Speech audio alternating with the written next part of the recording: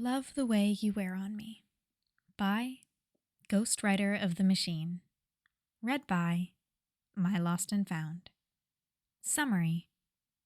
Kaminari clicks his tongue. Maybe, but right now we're just waiting for Jirou to go in, and then we can bail, right? Yes. Momo checks the time on her phone. Her time slot starts in a minute. So we should be... Relax. I'm right here. The door to the empty classroom they'd all been using as a dressing room opens. I'm not going to keep Aizawa waiting. I don't have a death wish. Jirou steps into the hallway. Momo feels her brain stop working. 1A has a disguise test. Jirou dresses in drag. Kaminari and Yaoyorozu have a breakdown. This fic is 1,000 words and 1 chapter. And the link to the fic is in the description below, as always. And now, on with the story. So, what did you go with? Kaminari asks, leaning against the wall with his uniform jacket slung over his shoulder. You were kind of stressed out about this one, right? Oh, says Momo, a little embarrassed at her emotions being so obvious. Yes, I was. I'm a terrible liar. Especially under pressure. 1A is at the end of a week-long unit on stealth tactics and undercover work, which accumulated with a disguise test. They were given 24 hours to put together a quick, effective cover identity, put together something to change their appearance physically, and then present themselves in front of Aizawa. And Aizawa spent the whole week taking no prisoners. The topic is exactly his wheelhouse, his expertise. And he'd taken an absurd amount of sadistic joy in inflicting all the most difficult aspects of it onto all of his students. Momo discovered that she is very much not suited to this kind of hero work. Now, Kaminari laughs. Yeah, being bad at lying will bite you in the ass for this one. So, what did you do? Momo sighs. I have decided to play a tourist who doesn't speak Japanese. My Mandarin is fluent enough that I can babble in it, and I figure I wouldn't have to lie if my cover was I couldn't understand anyone. I don't know how much Aizawa liked it, though. Kaminari stared at her. Yeah, Momo, how many languages do you speak? She takes a moment to think about it. 3.5? Ugh.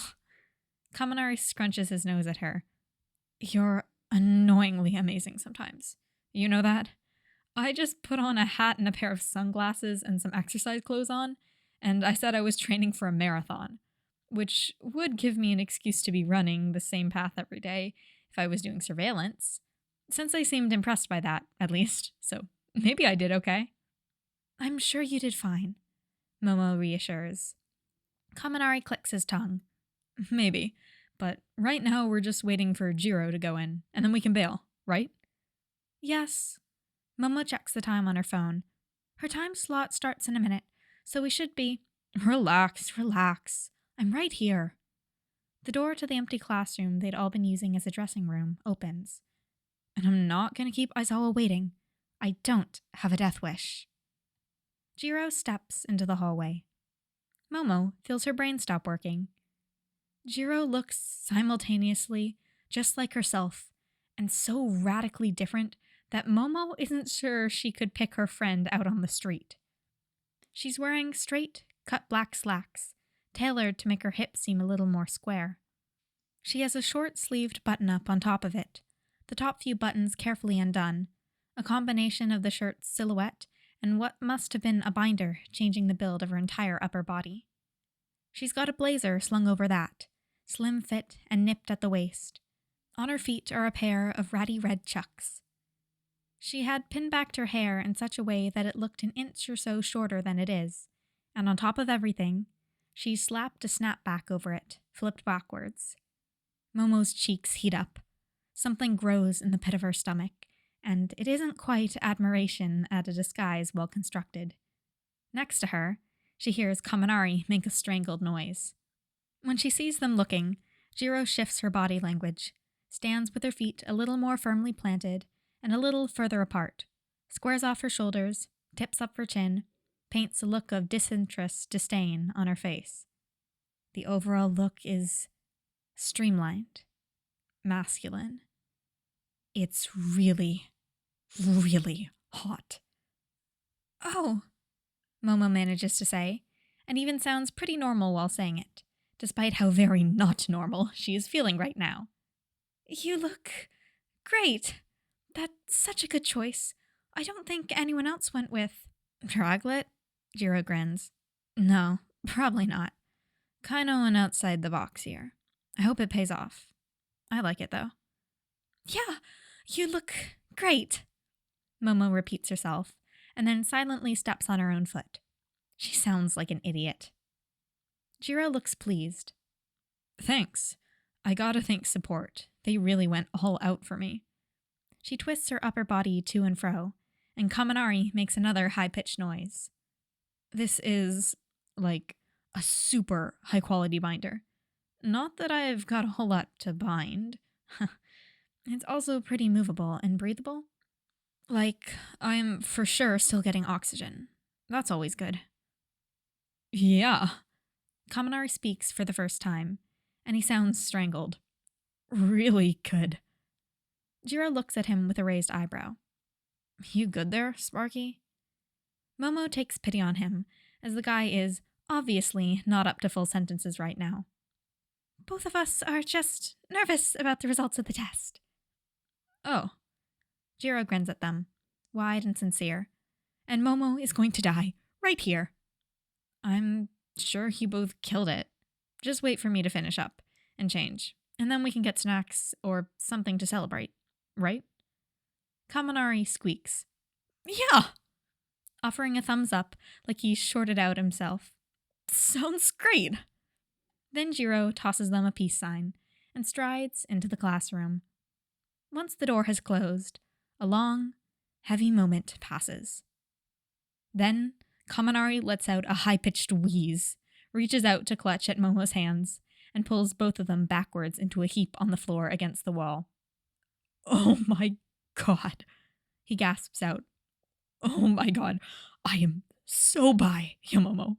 I am so fucking bi. Momo presses her hands to her own cheeks, and she can feel how red they are. She's... The last sound leaves her mouth as an incoherent squeak. I am never gonna recover from that, says Kaminari. Not ever. I'm a changed man. And you're also changed. We just changed and evolved together, and are contractually obligated to be best friends forever now. Momo can't really do anything but nod.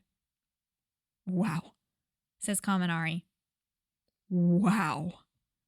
Momo creates a pillow, folds it onto her knees, and screams into it. And that's with that fic.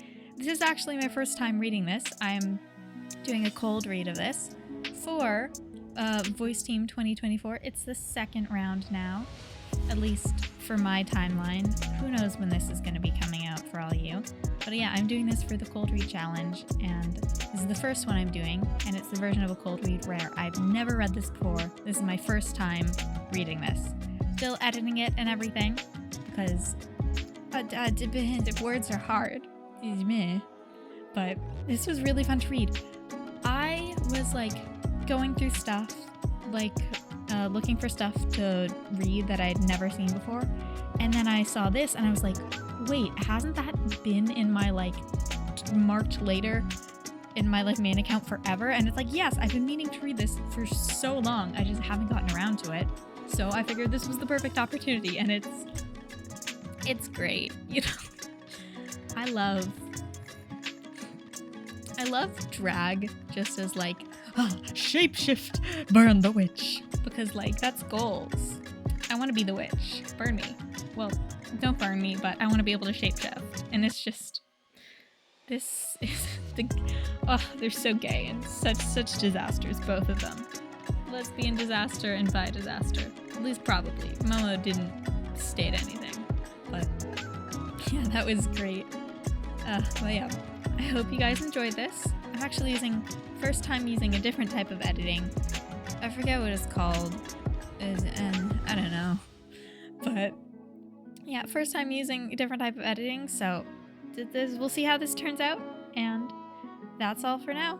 I will see you guys next time. Bye!